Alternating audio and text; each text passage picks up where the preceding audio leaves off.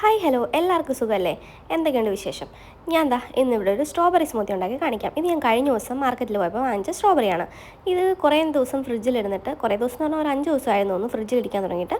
ഞാൻ ഇടയ്ക്കിടയ്ക്ക് ഇതിൻ്റെ ഓരോന്നൊക്കെ എടുത്ത് തിന്നുന്നുണ്ടായിരുന്നു. പക്ഷേ എങ്കിൽ ഇത് കുറച്ച് വാട്ടമായേ.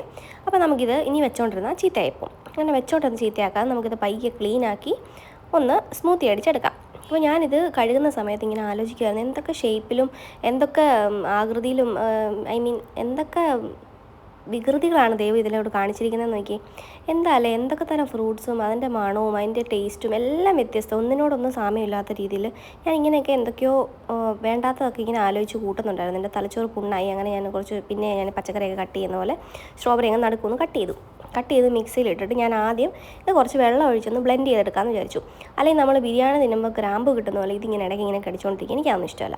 സ്മൂത്തി ആകുമ്പോൾ നല്ല സ്മൂത്തായിട്ടിരിക്കണം. അങ്ങനെ ഞാൻ കുറച്ച് വെള്ളം ഒഴിച്ചതൊന്ന് ബ്ലെൻഡാക്കിയിട്ട് ഇനി നമുക്ക് ഇതിനകത്തേക്ക് പയ്യെ പാലും ബാക്കി ചേർക്കാനുള്ള ഇൻഗ്രീഡിയൻസ് ഒക്കെ ഇത് അത്യാവശ്യം നന്നായിട്ട് അരിഞ്ഞിട്ടുണ്ട്. ഇതിനകത്തേക്ക് ഞാൻ പാലൊഴിക്കും. പിന്നെ ഞാൻ ഇടുന്നത് രണ്ട് അല്ലെങ്കിൽ 3 സ്പൂൺ ഒഴിച്ചിടാം. ഞാൻ 3 സ്പൂൺ അങ്ങോട്ട് ഇട്ടെന്നാണ് എനിക്ക് തോന്നുന്നത്.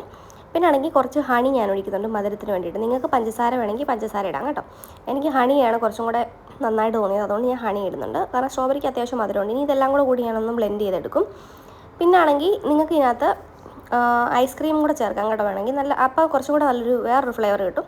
അപ്പോൾ ഞാനിതിൻ്റെ മുകളിൽ തന്നെ കുറച്ച് ഐസ്ക്രീം ചേർക്കുന്നുണ്ട്. ഒരു കടയിൽ നിന്നൊക്കെ വാങ്ങിക്കുമ്പോൾ കിട്ടുന്ന ലുക്കിന് വേണ്ടിയിട്ട് ചുമ്മാ വെറുതെ ഇട്ട് കഴിയുമ്പോൾ തന്നെ മുങ്ങിയും പോവും. എന്നാലും ഞാൻ കുറച്ച് ചേർക്കും. അപ്പോൾ ഇങ്ങനെയാണ് ഇനി നമുക്ക് സ്ട്രോബെറി സ്മൂത്തി, അത് ഓട്സും കൂടി ഇട്ടിട്ടുള്ള സ്ട്രോബെറി സ്മൂത്തി. അപ്പോൾ ഇതെല്ലാവരും ഒന്ന് വീട്ടിൽ ട്രൈ ചെയ്ത് നോക്കണം. ഇഷ്ടപ്പെടുവാണെങ്കിൽ ലൈക്ക് ചെയ്യണം. പിന്നെ വീഡിയോ മൊത്തത്തിൽ ഇഷ്ടപ്പെടുവാണെങ്കിൽ സബ്സ്ക്രൈബും ചെയ്തേക്കണം. അപ്പോൾ നമുക്ക് അടുത്തടുത്ത വീഡിയോസിലൊക്കെ കാണാം. അപ്പോൾ ടാറ്റ.